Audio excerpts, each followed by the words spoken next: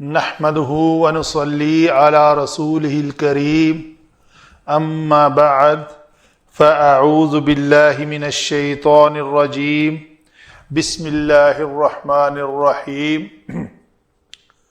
سورۃ النازعات چل رہی ہے جی ہماری، آیت نمبر 14 سے لے کے 16 تک 3 آیات مبارکہ ہے۔ تجوید کے قواعد کے مطابق پڑھتے ہیں۔ زال کا مخرج ہمیشہ میں کہتا ہوں کہ زبان جو ہے دونوں دانتوں کے درمیان نظر آئے سامع کو۔ فَإِذَا ہم یہ قاعدہ ہے کہ جب بھی میم ساکن کے بعد با آ جائے تو اس کو اخفائے شفوی کہتے ہیں۔ تو یہاں پہ 2 حرکت کے برابر یہاں پہ ٹائم دینا ہے آپ نے۔ فَإِذَا هُمْ بِالسَّاهِرَةِ، ساہرہ، یہ دونوں ہا جو ہیں یہ اقصی حلق میں ہو جائیں گی۔ ایک تا ہے وہ ہا بن جائے گی وقف کی وجہ سے، اور یہ آلریڈی ہا ہے، اس کو بھی یہی ہا بنانا ہے۔ دوسری ہا جو ہے یہ حدیث والی ہا نہیں بنا دینا۔ تو یہ وقف کے قواعد میں ہے کہ تا مربوطہ یعنی گول تا، سیدھی تا نہیں جو اس سا کی طرح تا لکھی ہوتی ہے اس کو نہیں، صرف گول تا کو جب بھی آپ نے وقف کرنا ہے اس کے اوپر تو اس کو ہائے ساکنہ بنانا ہے۔ فَإِذَا هُمْ بِالسَّاهِرَةِ هَلْ أَتَاكَ حَدِيثُ مُوسَىٰ۔ دیکھیں دو حروف میں نے ادا کیے، سا اور سین، تو دونوں میں فرق نمایاں ہے۔ حدیث سو زبان جو ہے میں نزدیک آ کے دکھاتا ہوں، حدیث سا جو ہے یہ زبان دونوں دانتوں کے درمیان نظر آ رہی ہے تو یہ سا ہے، اور موسیٰ سا اگر زبان درمیان میں لا کر موسیٰ کر دیں گے تو وہ سین نہیں ہوگی، سا بن جائے گا، لفظ غلط ہو جائے گا، معنی میں تبدیلی آ جائے گی۔ هل أتاك حديث موسى إذ ناداه ربه بالوادي المقدس طوى۔ واو جب بھی ادا کرنی ہے دونوں شفتیں، دونوں ہونٹ اس طرح گول ہونے چاہیے، پیش والے حرف کے اوپر بھی اس طرح گول ہونے چاہیے۔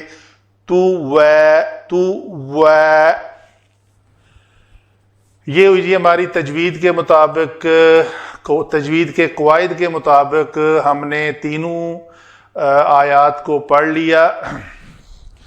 اس کے آگے چلتے ہیں علم صرف۔ علم صرف میں فا عاطفہ نہیں بلکہ فا فصیحہ،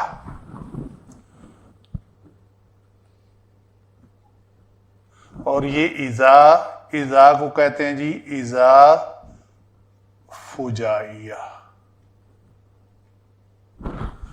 فجائیہ اس کو کہتے ہیں اس اذا کو جس کے بعد والے بات جو ہے اس کا اچانک نمودار ہو جانا ظاہر ہو، کسی بات کا اس کے سبب کے بغیر اچانک ظاہر ہو جانا، اس کو کہتے ہیں اذا فجائیہ۔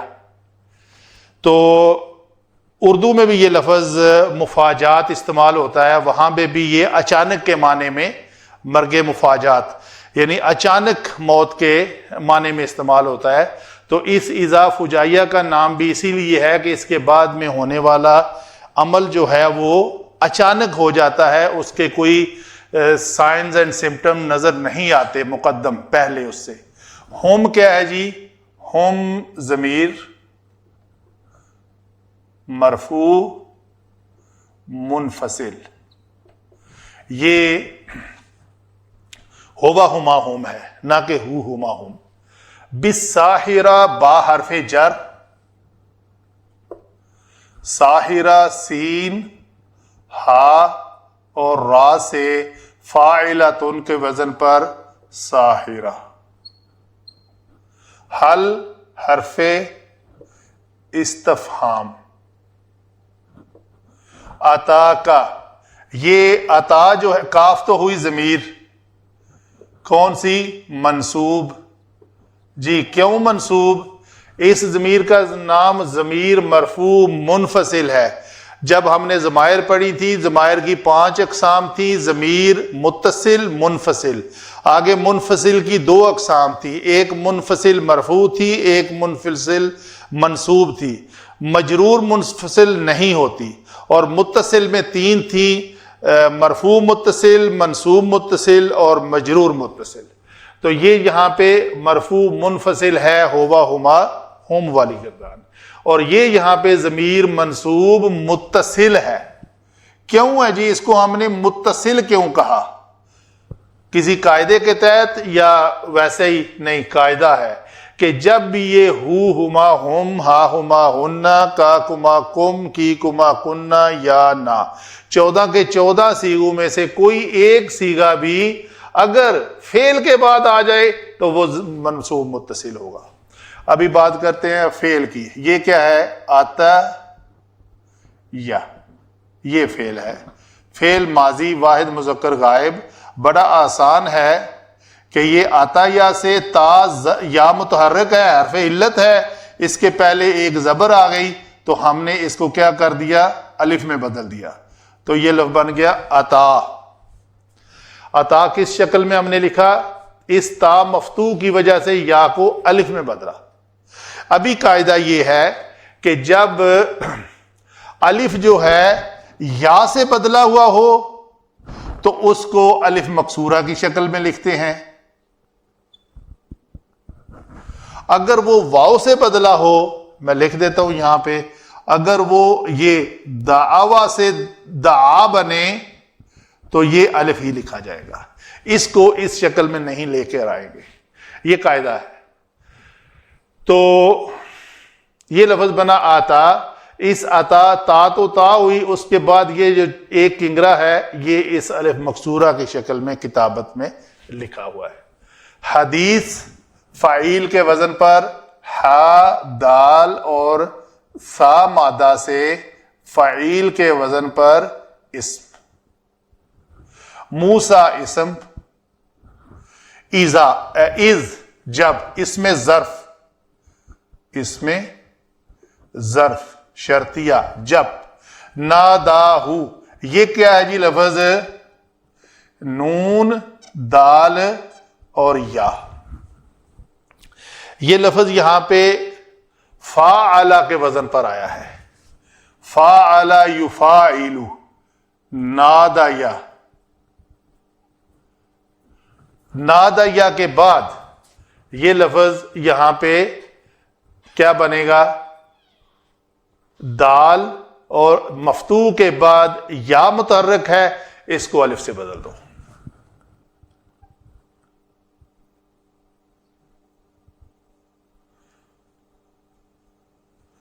یہ لفظ بن جائے گا نادا. ابھی یہ الف بھی یا سے بدلا ہوا ہے تو اس کو لکھنے میں ہم اس طرح لکھ دیں گے نادا، الف مکسورہ کی شکل میں. ہو ہا ضمیر ہے. پھر یہ ضمیر وہی ہے جو یہ کاف ضمیر تھی. وہاں پہ فعل کے بعد کاف واحد مذکر آذر کا صیغہ تھا. یہاں پہ ہا ضمیر ہے، فعل کے بعد واحد مذکر غائب کا صیغہ ہے. تو اس کو بھی ہم کہیں گے منصوب متصل.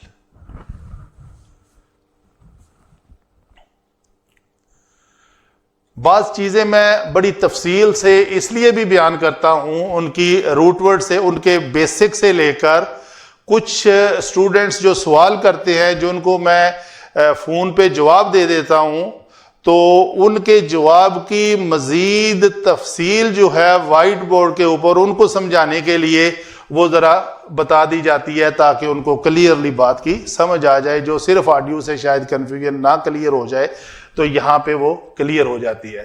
تو اسی طرح میں یہ بیان کر رہا ہوں، ہر ضمیر کو یہ ضمیر متصل اور یہاں پہ ہا ضمیر متصل. ربہ یہاں پہ پھر رب ہو، یہ کیا ہے جی؟ یہ رب بھی اسم ہے اور ہا ضمیر بھی اسم ہے، تو گویا یہ اسم جمع اسم کا مرکب بنا۔ رب اسم کے اوپر اس کی تصریف بیان کرنے کی ضرورت نہیں ہے، پتہ ہے آپ کو، تو یہ مرکب اضافی بنے گا۔ تو مرکب اضافی کا پہلا جز مضاف ہوتا ہے، دوسرا مضاف الیہ، مضاف الیہ۔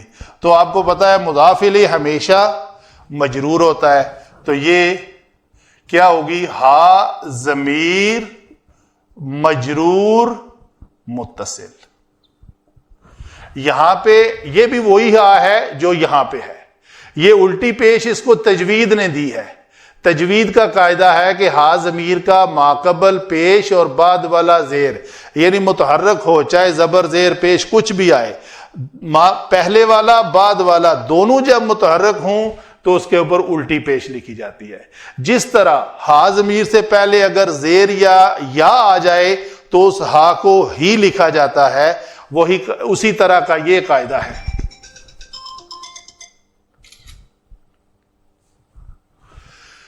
اچھا جی، آگے آ گیا بالواد المقدس طوا، جی با حرف جر، الواد یہ واو دال یا مادہ سے اسم ہے وادیون،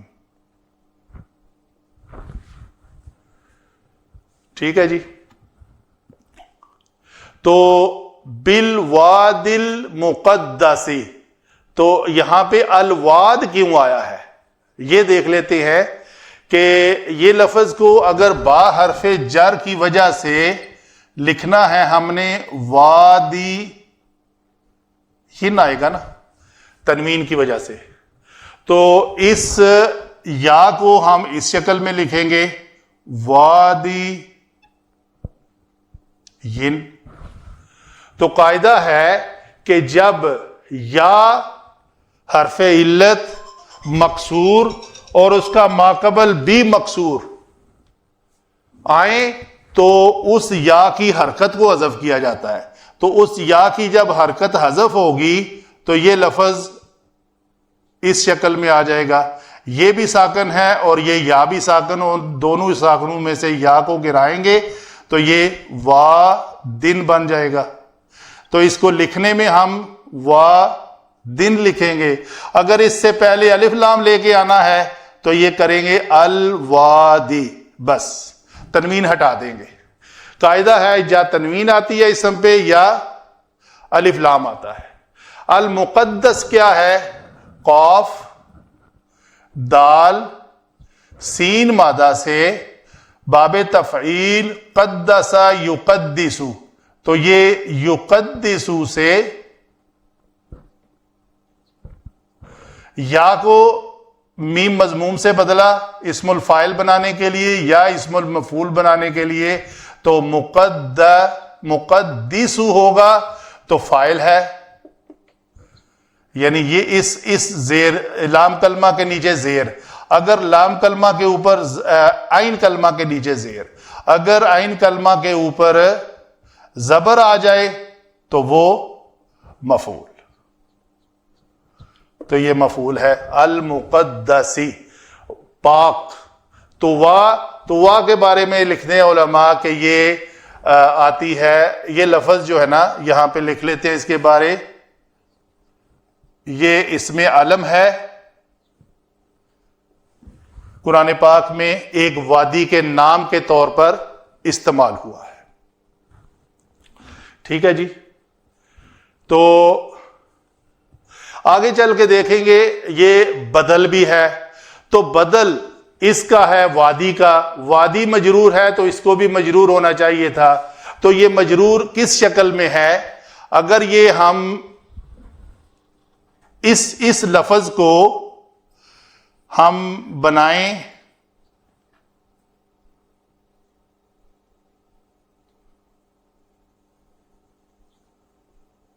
تو وین، لکھ لیں اس کو،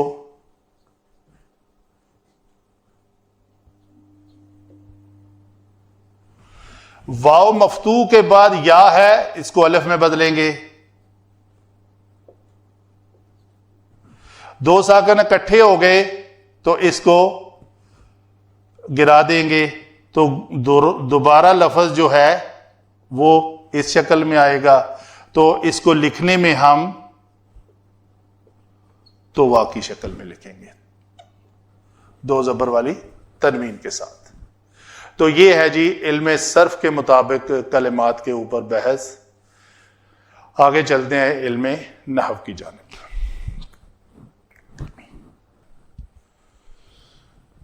جی علم نحو کی جانب چلتے ہیں جی. فا فصیحہ اور ایذا جو ہے ہم نے اس کو فجائیہ کہا.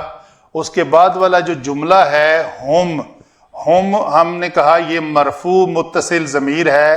تو مرفوعات میں سے جو 8 مرفوعات ہیں ان میں سے پہچانا تو یہ لفظ بنا ہمارا مبتدا. ٹھیک ہے جی. بالساحرہ کیا ہے جی؟ با جارہ جمع یہ مجرور. تو جار جمع مجرور یہ ہو گیا مرکب جاری. تو یہ ہم کسی مجموعے کا نام ہے تو ان کے بارے میں آگے یہ خبر ہے. تو خبر بالساحرہ ہو کے تو مکمل نہیں آتی، معنی اس کا واضح نہیں ہوتا. تو علماء لکھتے ہیں کہ اس طرح جب خبر جار مجرور آئے، دو رائے ہیں. ایک تو ڈائریکٹ اس کو خبر کہہ دیتے ہیں، ایک مجموعہ ایک گروپ، جیسے کوفی اور بصریوں کی آپس میں تھوڑی سی بحث آتی ہے. تو دوسرے کہتے ہیں ایک لفظ موجود نکال کر اس کو خبر محذوف مان کر کے متعلق، محذوف خبر کے یہ متعلق ہے. وہ کیا ہے؟ فَإِذَا اچانک جب وہ موجود ہوں گے ایک چٹیل میدان، ایک میدان میں، ہموار میدان میں. ساحرہ کہتے ہیں ہموار زمین کو، میدان کو صاف.